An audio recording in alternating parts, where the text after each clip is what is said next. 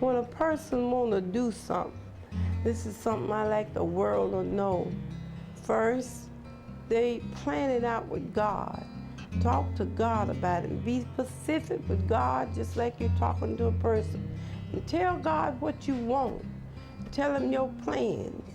And he will help you. He'll give it to you. He'll open doors for you. But first you got to do what God wants you to do too. And that's being good to people, not just some, everybody. And don't choose color, don't see color. Love black, white, blue, red, pink, everybody. No matter who it is.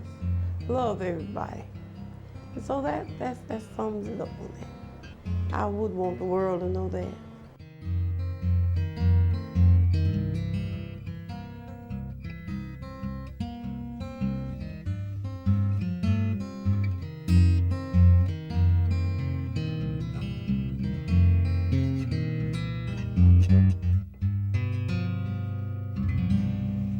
I love people.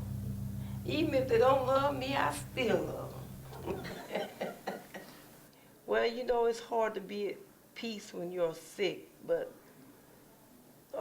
I give them an angel to let them know that they do have a guardian angel and they gonna be all right. Sanders, this is Addie James. Good morning, Addie. Nice to meet Nice you. to see you too. I got something for you. Addie. Yeah.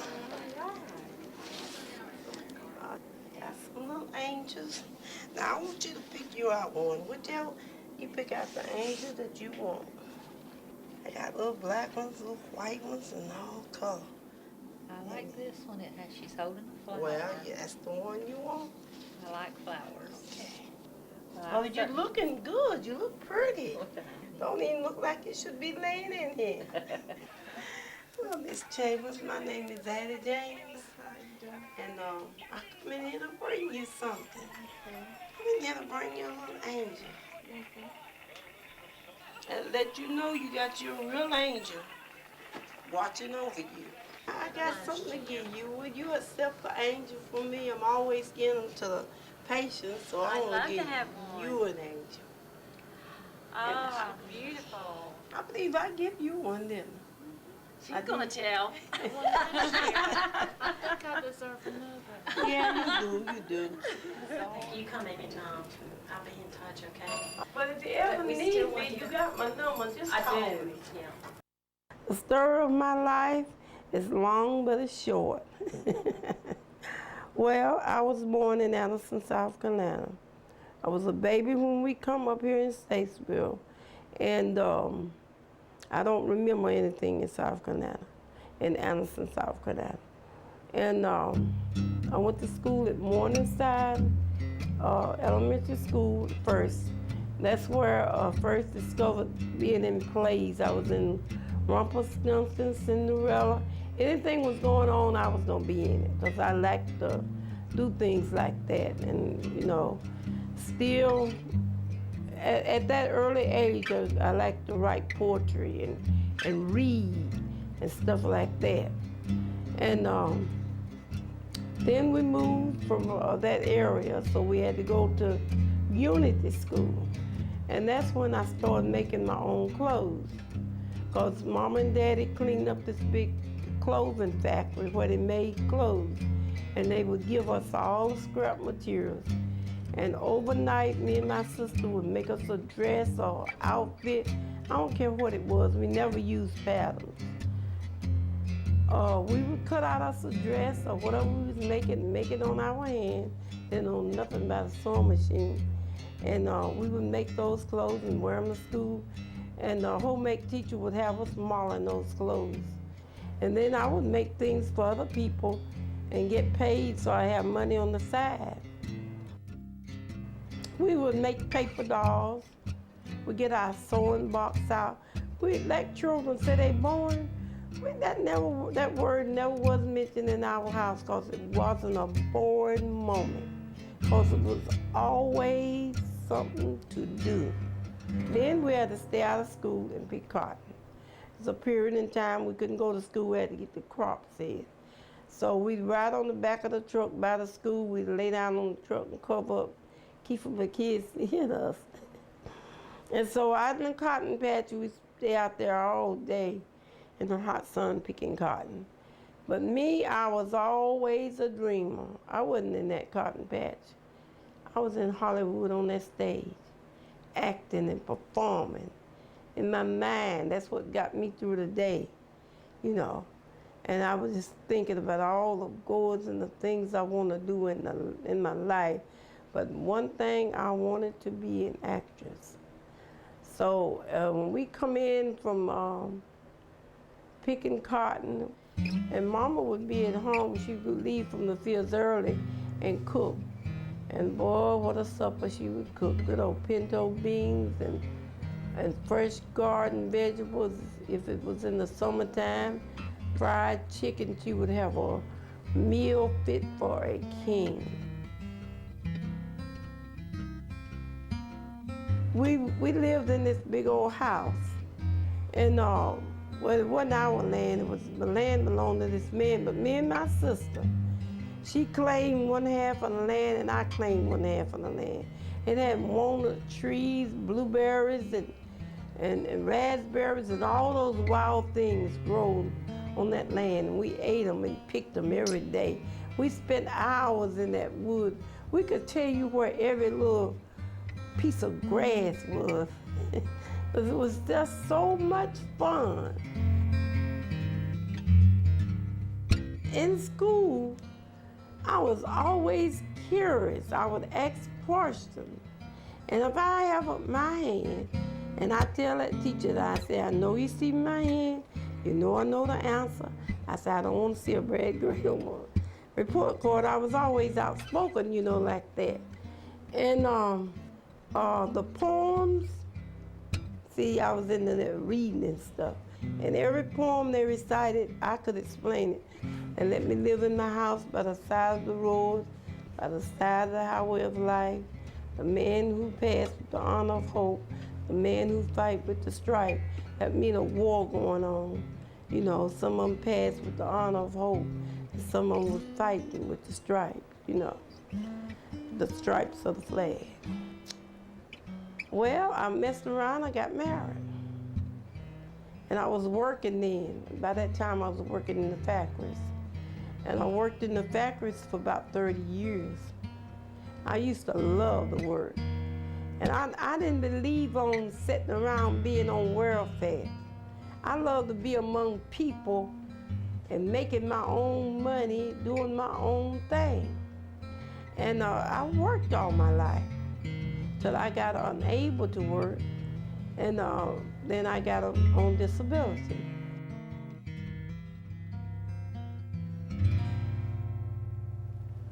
Then, years on down the road, my son, he got into drugs. He was a very smart boy. All he done is went to college all his life. He was very smart. Tall, handsome, good-looking boy with big dimples and had pretty teeth. And he went to California and got him a job and everything, got him a grant, had a place to live. And this failure day, that dude, this foreign dude asked him, he said, oh, let's go out and do some drugs, man. And he followed him. And they did drugs and used the same needle. That's when he caught HIV. And he finally died. When he died, you know, it was very sad. But I was at peace with it because I treated him the best I know how, you know. And when you treat a person the best you know how and take care of them, won't be no hollering and crying. You be done your part. I done cried out all my tears. And I know I had just done everything I could for him. And then my husband and son was sick at the same time. My husband died of lung cancer. And my husband died first. And then about 2 months later, my son died.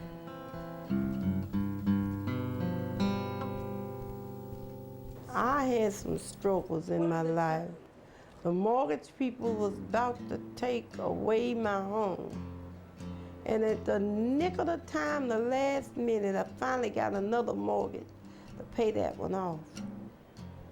I mean, you know, we didn't hardly have food at our house. I had to let some bills go and pay the other. I would never hide from my bill pay people. I would sit down and look in their eyes and tell them that I didn't have the money. And, you know, to pay them right then. But when I got the money, that I would pay them. Because the only thing was coming in at the time was my check.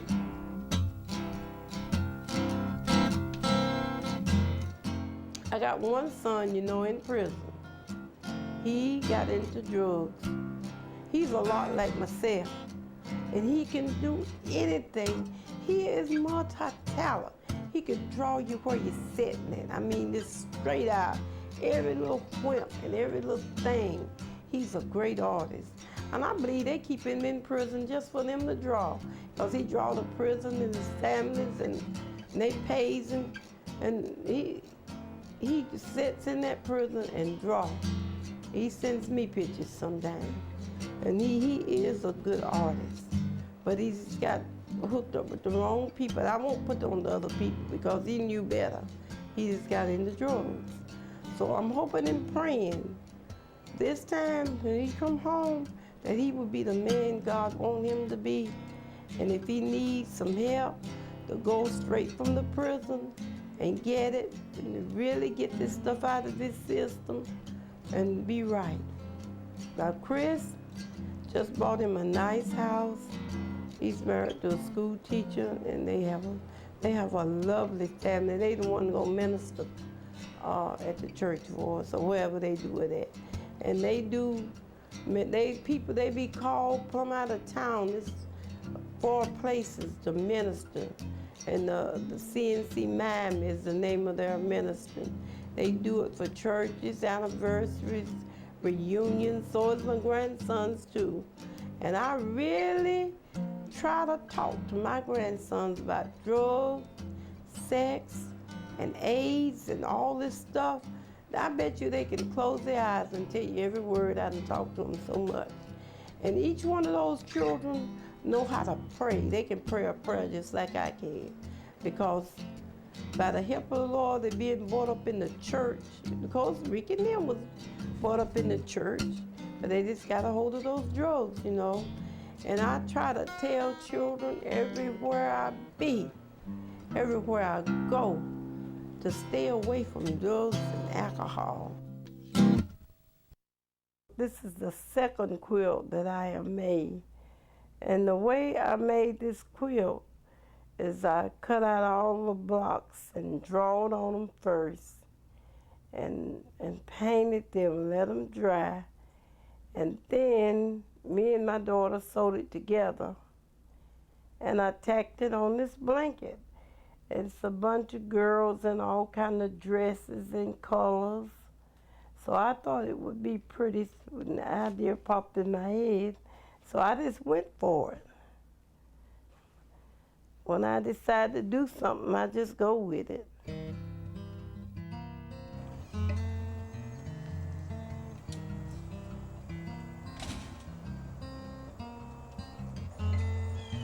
Kate and Susan, if it wasn't for them, I wouldn't have this room.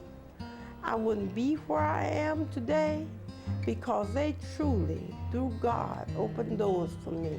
They really blessed me. Those people in Davidson have really helped me. And all my love and my heart go out to them. And I pray for them every night. I remember them in my prayers. You know what they remind me of?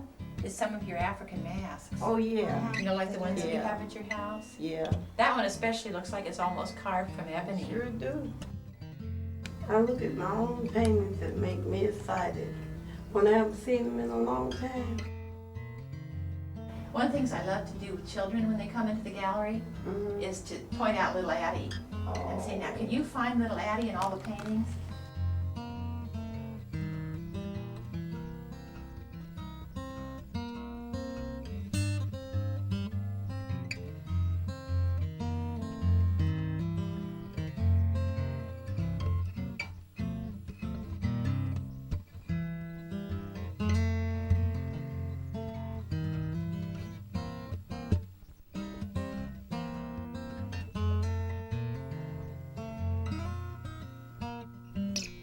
bottles are great too. Oh, yeah. You know, these people can't believe it when I pull this out, and there it is, a light bulb. Isn't that great? That is pretty. I make art because it gives me a sense of something that I can do with my hands, a gift to people. That's something I have done to make people happy. Well, I think what appeals to me about your work is the same thing that appeals to everyone who sees your work. It's very, very honest. It's very authentic. You know, it draws people into their own lives, makes them think about family and happy days with family. Gives them a lot of hope and faith, because you have such hope and faith, and it comes through in your work. And it's very interesting because people, art buyers who generally like very conservative art, you know, who like traditional watercolors or traditional botanicals, will come in and say, I don't like folk art, but they'll look at your work and they fall in love.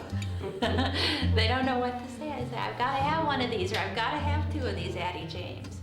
And then they come back for another one.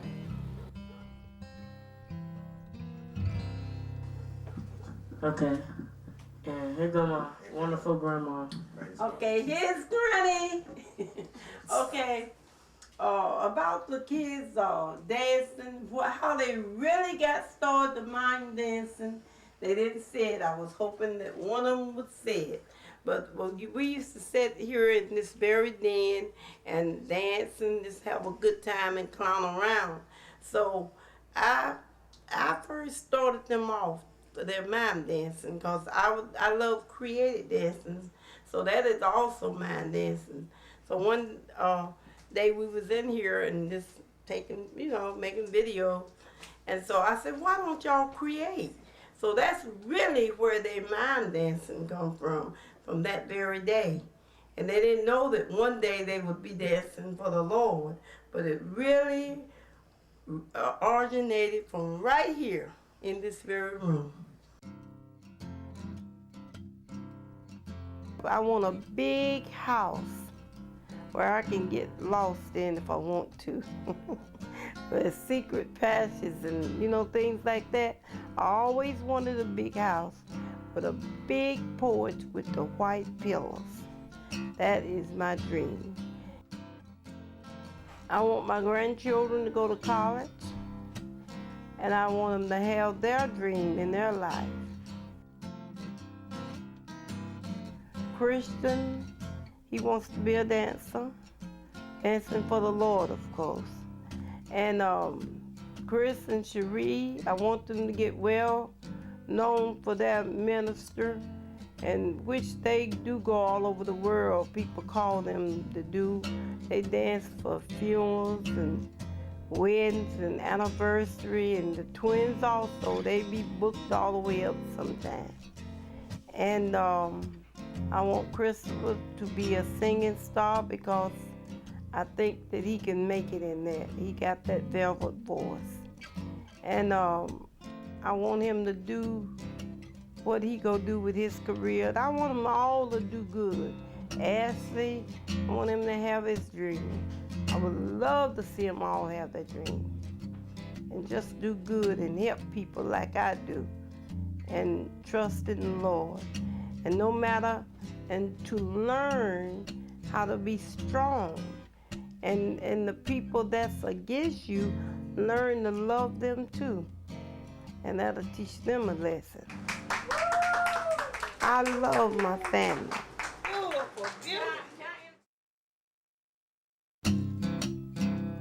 When I do the schools, I always tell the children they can be what they want to be. They can have their dreams. If they stay in school and focus, listen to their teachers, listen to their parents, go to church, trust in the Lord, and don't listen to negative talk. Stay away from drugs and alcohol. They can have their dream.